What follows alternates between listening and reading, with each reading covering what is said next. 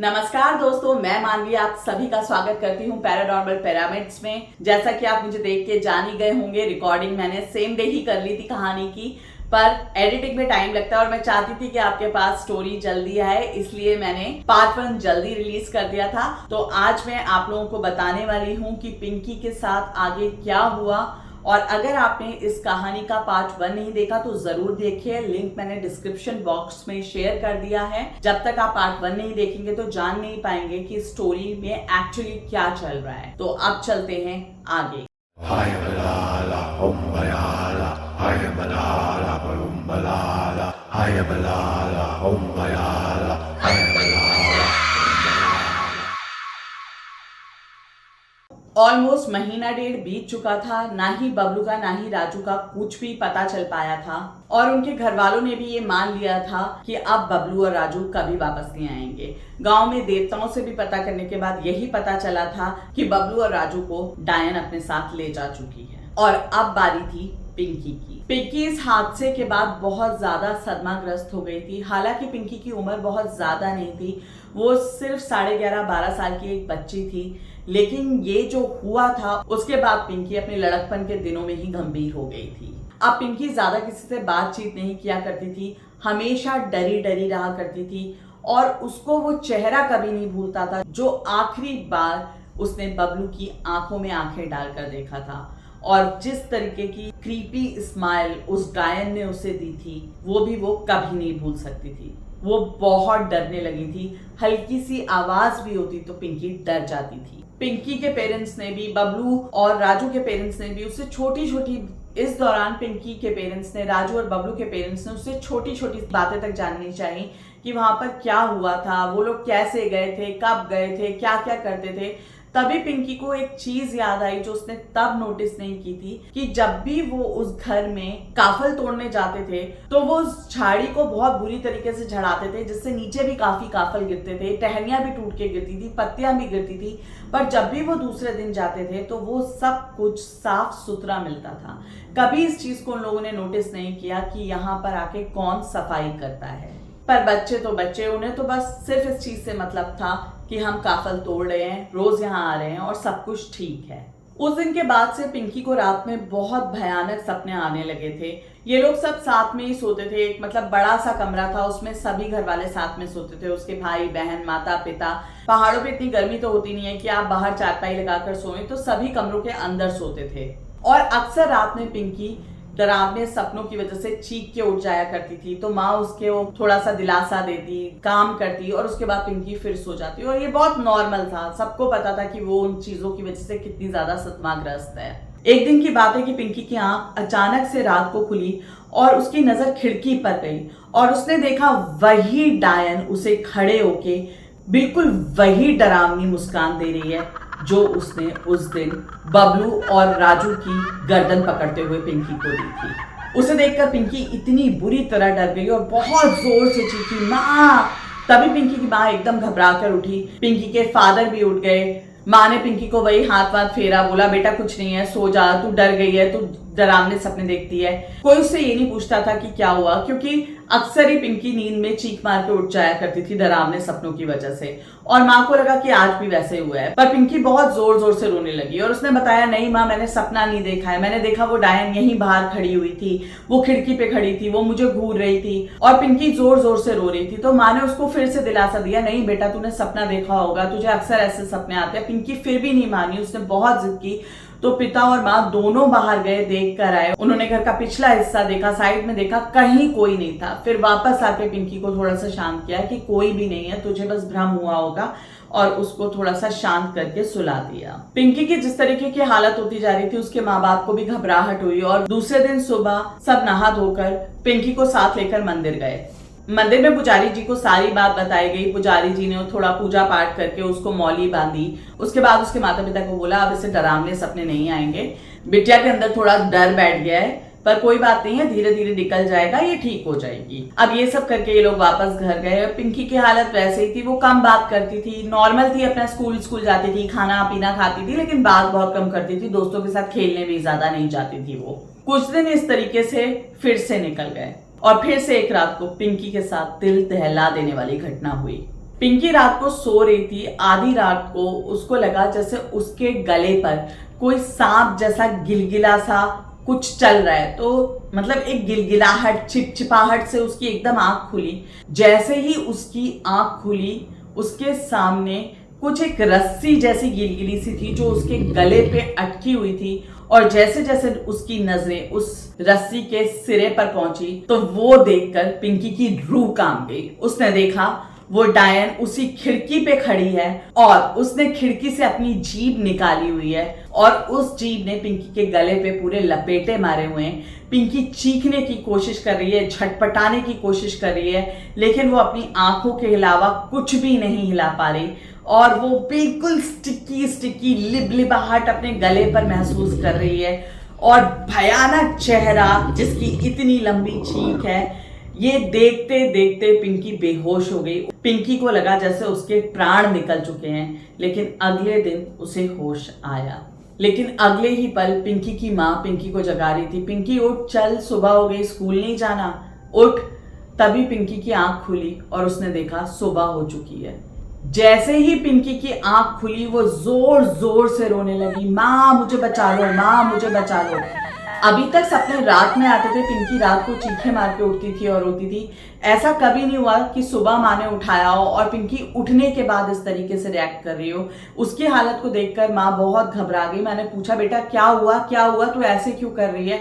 तब पिंकी ने सारी घटना का विवरण किया और माँ उसको देख के देखती ही रह गई कि उसके गले पे सच में नील के निशान है। मतलब 3 लपेटे बने हुए हैं और बिल्कुल नीला हो रखा है। उसे देख के माँ बहुत घबरा गई और माँ को पूरा यकीन था कि पिंकी झूठ नहीं बोल रही। वो भागी भागी बाहर गई। उसने पिंकी के बाबा को बुलाया। दोनों माता पिता पिंकी को वैसे ही लेके सीधे मंदिर में भागे। मंदिर में जाके उन्होंने पुजारी जी को सारी घटना बताई, पिंकी के गले पे पड़े हुए निशान दिखाए, जिसे देख के पुजारी जी भी भयभीत हो गए। पुजारी जी ने बोला, ये मामूली बात नहीं है और इस चीज का निवारण मैं नहीं कर सकता हूँ। बच्ची की हालत देख के मैं तुम्हें सिर्फ इतना बता सकता हूँ, बच्ची की जान को बहुत खतरा है। तुम अभी इसी वक्त इसको देवता के पास लेकर जाओ, वही तुम्हें बताएंगे कि इस समस्या का कैसे समाधान किया जाए या इस समस्या का समाधान है भी या नहीं। पिंकी के माता पिता उसे अपने कुलदेवता के मंदिर में लेकर भागे। कुलदेवता के मंदिर में जहां पर जिन पर देवता आते हैं उनको बुलाया गया। देवता आने की जो थ्योरी है वो कुछ इस तरीके की है कि गांव में कुछ पर्टिकुलर लोग होते हैं जिनके ऊपर कुलदेवता आया करते हैं। जैसा कि आपने कांतारा मूवी में देखा होगा, आप उससे रिलेट कर सकते हैं। पूरा मैं आपको वितरण का इस वीडियो में नहीं बता पाऊंगी, काफी लंबा हो जाएगा, आप गूगल सर्च भी कर सकते हैं। संक्षिप्त में आपको बस इतना बताऊंगी कि गांव में कुछ लोग होते हैं जिनके ऊपर देवता आते हैं और वो देवता अपने भक्तों की समस्याओं का समाधान बताते हैं। जैसे ही देवता आए, पिंकी के माता पिता रोते गिड़गिड़ाते देवता के पैरों में गिर गए और बार बार बस एक ही बात बोले जा रहे थे, देवता हमारी बेटी को बचा लो, देवता हमारी बेटी को बचा लो। दोनों ही माता पिता को गांव वालों द्वारा थोड़ा पीछे खींच के बिठाया गया। तब देवता बोले, तुम्हारी बेटी ने उस डायन के घर पर जाके बहुत ही बड़ी गलती की है। उसे छेड़कर इन बच्चों ने अपनी मौत को बुलाया है। 2 बच्चों को वो ले जा चुकी है और वो पिंकी को भी नहीं छोड़ेगी। डायन अपना बदला पूरा करके ही रहेगी। तब पिंकी की माँ बहुत जोर जोर से रोने लगी और बार बार ये कह जा रही थी कि देवता, मेरी बच्ची नादान थी, इन बच्चों की नादानी की सजा 2 बच्चों ने भुगत ली है, मेरी बच्ची बच गई है, किसी भी तरीके से इसको बचा लो, आपसे बड़ी, आपसे ऊपर कोई शक्ति नहीं है, कैसे भी करके मेरी मदद करो। तब देवता बोलते हैं, जो किया है उसकी भरपाई तो करनी ही पड़ेगी, पर भरपाई अगर कम करनी है तो कल तुम भैरव मंदिर जाओ, वहां तुम्हें इस समस्या का समाधान मिलेगा। और ये कहकर देवता चले जाते हैं। देवता की बात सुनकर पिंकी के माता पिता को थोड़ी तसल्ली मिलती है कि कल हमें इस समस्या का समाधान मिल जाएगा, पर आज की रात कैसे गुजरेगी ये सोच सोच कर वो दोनों ही बहुत परेशान हो रहे होते हैं। वो पिंकी को वहां से लेकर जाते हैं, रात भर पिंकी की निगरानी करते हैं। एक छोटी सी आहट पर भी वो बहुत चौकन्ने रहते हैं। जैसे तैसे रात बीतती है और सुबह नहा धो के वो तीनों भैरव मंदिर जाते हैं। जैसे ही भैरव मंदिर पहुंचते हैं, वहां के पुजारी जी उनको बैठने के लिए कहते हैं और बोलते हैं, देवता ने जब कहा था कि कल यहाँ आना तो रात भर जागने की जरूरत नहीं थी। अगर देवता ने कहा था कि तुम आओगे, तुम्हें आना ही था। तो पिंकी के माता पिता बोलते हैं कि रात में अगर बच्ची को कुछ हो जाता। तब पुजारी जी कहते हैं कि देवता पूरी रात पहरे पर थे और उनके होते हुए बच्ची को कुछ भी नहीं हो सकता था। ये सुनकर पिंकी के माता पिता फिर से रोने बिलखने लगते हैं। उनको इस बात का पूरा ज्ञान हो चुका होता है कि ये पुजारी जी कोई छोटी मोटे पुजारी जी नहीं है, ये बहुत ज्ञानी है, तभी इन्हें सारी चीजों के बारे में पता है कि कल देवता ने क्या कहा, आज क्या हुआ और आगे क्या होना है। मंदिर के दर्शन पूजा पाठ कराने के बाद पुजारी जी उन्हें भैरव बाबा के आगे बिठाते हैं और फिर कहते हैं, अगर ये कोई प्रेत बाधा होती तो इसका निवारण मैं मिनटों में कर देता, लेकिन ये एक प्रेत बाधा नहीं है, ये एक ऐसी डायन है जिसने 100 साल तपस्या करके सिद्धियां प्राप्त की हैं और तुम्हारी बेटी ने उसे छेड़ दिया है। इन बच्चों को वहां किसी भी हालत में नहीं जाना चाहिए था और जो इन्होंने किया है उसका बदला वो डायन हर हालत में लेकर आएगी। पर मुझे पता है तुम यहाँ क्यों आए हो, देवता ने तुम्हें यहाँ भेजा है इस समस्या का समाधान पाने के लिए, तो जो मैं तुम्हें बताता हूँ वो करना। समस्या का समाधान मैं नहीं, तुम्हें वो डायन ही देगी। ये सुन के पिंकी के माता पिता बहुत घबरा जाते हैं और आगे पुजारी जी जो उन्हें बताने जा रहे हैं वो करना जस्ट नेक्स्ट टू इम्पॉसिबल था। पर अपने बच्चे के लिए माता पिता वो सब कुछ करते हैं जो वो कर सकते हैं। अगर अपनी जान भी देनी पड़े तो माता पिता अपने बच्चे को जीवित रखने के लिए अपनी जान तक दांव पर लगा देते हैं और यही कुछ किया पिंकी के माता पिता ने। आगे बढ़ने से पहले अगर आपने मेरे चैनल को अभी तक सब्सक्राइब नहीं किया तो प्लीज उसे सब्सक्राइब कीजिए, मेरे वीडियोस को लाइक कीजिए, अपने दोस्तों के साथ शेयर कीजिए और बेल आइकन प्रेस करना बिल्कुल मत भूलिए। तो अब चलते हैं स्टोरी में आगे। तब पुजारी जी ने पिंकी के माता पिता को कहा कि रात को 12 से 3 बजे के बीच में तुम उस डायन की झोपड़ी पर जाओ। वो डायन तुम्हें वहां अपनी साधना करती हुई मिलेगी। जिस भी हालत में वो डायन तुम्हें मिले, सबसे पहले तो तुम्हें उससे डरना नहीं है और दूसरी चीज तुम्हें उससे किसी भी तरीके की घृणा नहीं करनी और ना ही तुम्हारे चेहरे पर किसी भी तरीके की घृणा का कोई भाव आना चाहिए। और हाँ, जब तुम उस डायन के पास जाओ तो खाली हाथ मत जाना। अगर ये भी ना हो सके तो कम से कम एक मुर्गा लेकर जरूर जाना, खाली हाथ बिल्कुल मत जाना। फिर वो तुम्हारी बेटी की जान के बदले में हो सकता है कोई सौदा करे, वो सौदा तुम्हें पूरा करना पड़ेगा। उसके बाद ही तुम्हारी बेटी की जान बच पाएगी, नहीं तो वो तुम्हारी बेटी को ले जाएगी। ये सुनने के बाद पिंकी के माता पिता के पास पुजारी जी से पूछने के लिए और कोई प्रश्न नहीं था। उन्होंने उनके पांव छुए और अपने घर को चले गए। रात के 12:30-1 बजे के करीब पिंकी के माता पिता वो भयानक जंगल क्रॉस करते हुए जब उस झोपड़ी के पास पहुंचे तो उन्होंने देखा कि उस झोपड़ी के पास आग जल रही है और उस आग के सामने एक महिला बिल्कुल निर्वस्त्र होकर बैठी हुई है। उसका चेहरा आग की तरफ है और वो उसे पीछे से देख पा रहे थे, जिसपे उसके घिनौने से लंबे बालों की चोटी थी जो बहुत ही उलझे अजीब से थे। जैसे जैसे वह उसके पास जाते जा रहे थे वैसे वैसे उन्हें एक बहुत ही गंदी स्मेल आ रही शुरू हो रही थी और वो जितना पास जाते वो स्मेल उतनी ही बढ़ती जाती। धीरे धीरे करके वो उस डायन के पास तक पहुंच गए और उसके पीछे जाके चुपचाप बैठ गए। उनको पता था कि डायन को बहुत अच्छे से पता है कि यहाँ पर कौन है और कौन नहीं। उस औरत के शरीर पे पीला सा कोई घृणित लेप लिपटा हुआ था, लेकिन पिंकी के माता पिता आज हर चीज के लिए प्रिपेयर्ड थे और उन्होंने अपने चेहरे पे किसी भी घृणा के किसी भी भाव को नहीं आने दिया। उसके बाद वो औरत वहां से उठी, धीरे धीरे वो आग के अंदर की तरफ चलने लगी और अचानक से वो पूरी जलती हुई आग के बीचों बीच चली गई और गायब हो गई।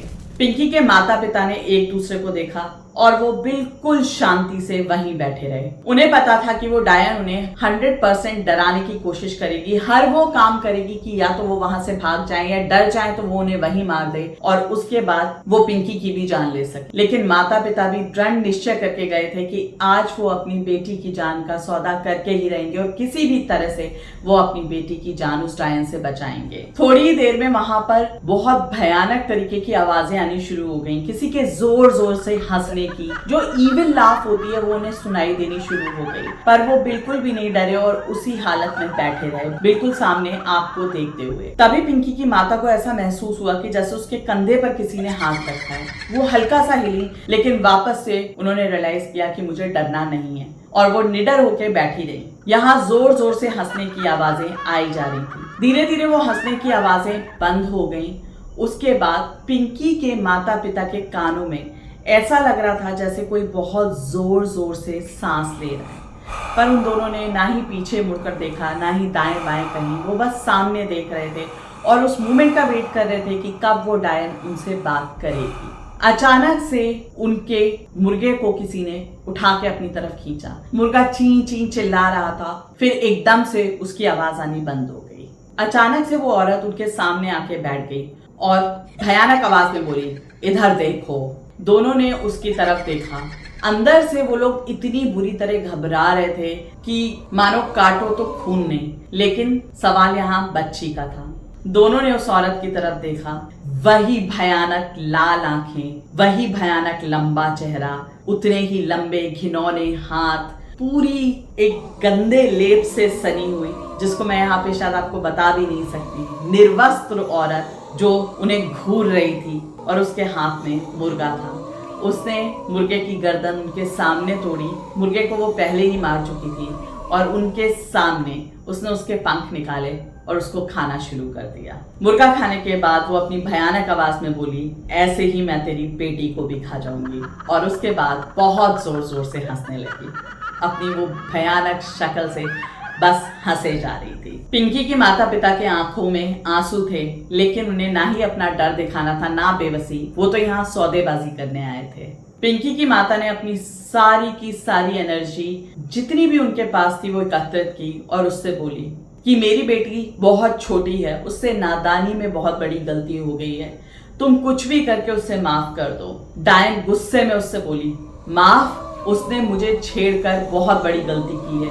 2 को तो मैं ले जा चुकी हूँ। उसने कैसे सोच लिया कि वो बच जाएगी और तूने कैसे सोच लिया कि मैं उसे छोड़ दूंगी? कुछ भी हो, उसे तो मैं लेकर ही जाऊंगी। इस पर पिंकी के माता पिता दोनों ने उससे साथ में कहा कि तुम हमारी बेटी की जान बख्श दो, तुम चाहो तो हमारी जान ले लो, तुम्हें जान ही तो चाहिए। तो डायन जोर जोर से हंसने लगी और बोली, तुम्हारी जान लेकर मैं क्या करूंगी? मुझे तो बच्चे की जान चाहिए। मेरी सिद्धियां तो बच्चों की जान से ही बढ़ती हैं और तुम्हारी बेटी तो खुद ही मेरे घर में आ गई, मुझे तो बाहर जान लेने जाना ही नहीं पड़ा। तब पिंकी की माँ का सब्र टूट गया और वो हाथ जोड़कर उससे बोली, मैं तुम्हें देवी की तरह पूजूंगी, तुम मेरी बेटी को छोड़ दो, तुम जो कहोगी वो मैं तुम्हारे लिए करूंगी, बस तुम मेरी बेटी की जान बख्श दो। उसकी माता पिता की बेबसी देख के शायद डायन को मजा आ रहा था और उसके बाद वो अपनी हुंकारती हुई आवाज में बोली, ठीक है, मैं तेरी बेटी को छोड़ दूंगी, पर मुझे जान के बदले में जान चाहिए, फिर वो आज मिले या कल। इस पर पिंकी की माता ने कहा, इससे अच्छा तो आप हमारे पूरे परिवार को मार दो, हम आपको किसी के बच्चे की जान नहीं दे पाएंगे। तब डायन हंसी और बोली, नहीं, चाहे वो तेरे संतान की संतान क्यों ना हो। पिंकी के माता पिता दोनों उसको बड़ी आश्चर्यचकित नजरों से देखने लगे। डायन ने उनको बोला कि ठीक है, जब भी तुम्हारे संतान को कोई संतान होगी, वो पहली संतान मेरी होगी, उसे मैं लेकर जाऊंगी, लेकिन तब तक हर अमावस्या को तुम्हें मेरे लिए यहाँ किसी ना किसी तरीके की बलि का, मेरे भोजन का प्रबंध करना रहेगा। तुम्हें हर अमावस्या को यहाँ पर मेढ़ा या बकरा छोड़कर जाना होगा और जिस रोज तुम ये करना भूल गए, उसी रोज मैं तुम्हारी बेटी को अपना भोजन बना लूंगी। और इतना बोलते ही डायन गुस्से में घुर्राने लगी और बोली, जाओ यहाँ से, अब चले जाओ यहाँ से। पिंकी के माता पिता दोनों वहां से उठे और सीधे जंगल के रास्ते से होते हुए अपने घर आ गए।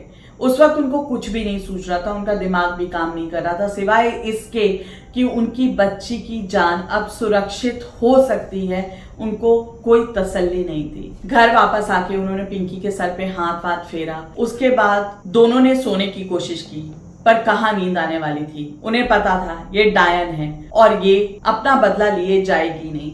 अब उन्हें चिंता सतानी शुरू हो गई कि पहली संतान जब भी इसकी होगी तब उसे डायन ले जाएगी। लेकिन वक्त के साथ साथ कहते हैं ना, जख्म भर जाता है। धीरे धीरे वो लोग इस चीज के लिए कन्विंस्ड हो गए। आखिरकार उनका बच्चा तो सेफ था, अब जो दर्द सहना था वो पिंकी के हिस्से में था। धीरे धीरे समय व्यतीत होता चला गया। हर अमावस्या को वो कोई ना कोई बकरा या मेढ़ा जाके उस डायन की झोपड़ी के पास रखते। कभी उस दिन के बाद उन्हें वो डायन, वहां किसी प्रकार की अग्नि कुछ दिखाई ना देती, पर जब भी वो वापस लौट के जा रहे होते थे तो उन्हें एक हंसने की आवाज जरूर सुनाई देती थी, पर वो पीछे मुड़ के नहीं देखते थे। जो उनका काम था वो करके चले जाते थे और समय ऐसे ही चलता चला गया और वो दिन आया जिस दिन पिंकी की शादी थी।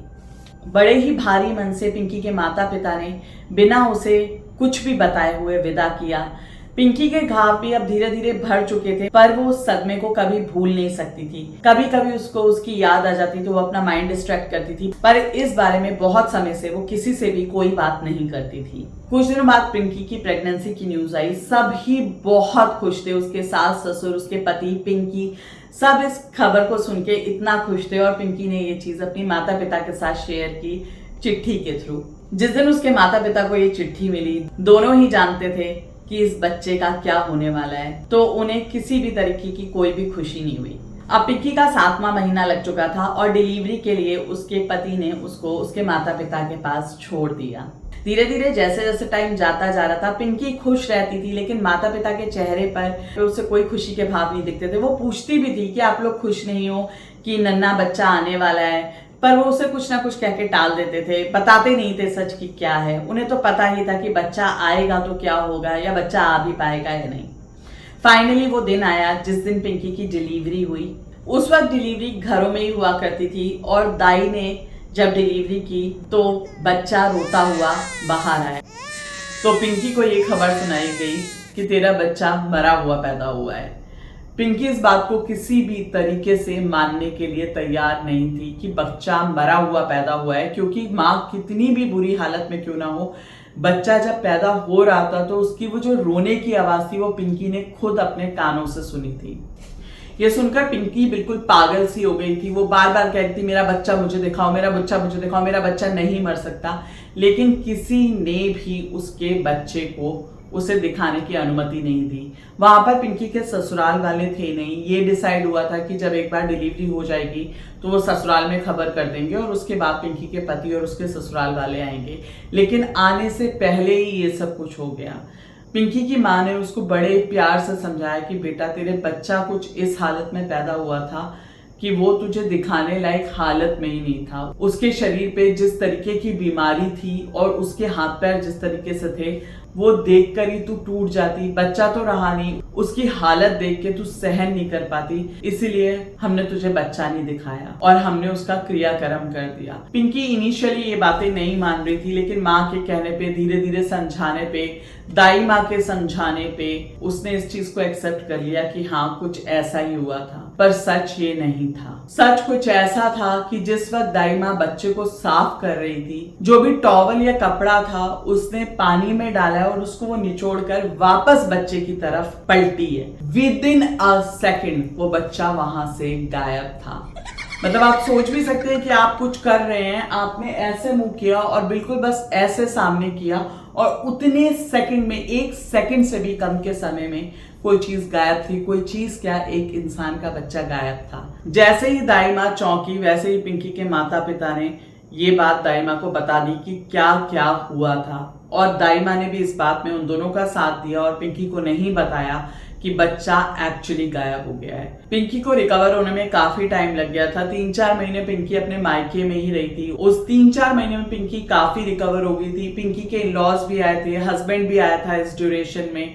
सबने पिंकी को तसल्ली दी और गांव में उस वक्त इतनी चटक चालाकी नहीं होती थी, तो जैसा पिंकी के पेरेंट्स ने बताया उन्होंने मान लिया कि हाँ बच्चा उस हालत में नहीं पैदा हुआ था, तो इन्होंने उसका क्रियाक्रम कर दिया। फिर वो लोग वापस चले गए, पिंकी अपने पेरेंट्स के पास ही रही। और जैसे ही पिंकी धीरे धीरे करके रिकवर हुई तो फाइनली पिंकी की मदर ने एक दिन उसको सारी स्टोरी का जो सच है वो बता दिया। सुन के पिंकी काफी रोई, उसने थोड़ा गुस्सा भी किया, बट वो ठीक थी। एक वो 12 साल की बच्ची का जो अटैचमेंट था पेरेंट्स के साथ, एक बच्चे को उसने देखा ही नहीं था, तो उतना ज्यादा वो उसके साथ अटैच भी नहीं हो पाई थी। तो धीरे धीरे करके वो टाइम निकल गया और करीब 6-8 महीने बाद फिर से खुशखबरी आई कि पिंकी प्रेग्नेंट है। लेकिन इस बार वो डिलीवरी के लिए अपने घर नहीं आई। वो काफी डर गई थी, लेकिन बात तो सिर्फ पहले बच्चे की ही थी। उसके बाद ऐसा कुछ नहीं हुआ और डायन अपना बदला ऑलरेडी पूरा कर चुकी थी। पिंकी ने उसके बाद 4 बच्चों को और जन्म दिया। उसके सारे बच्चे ठीक ठाक रहे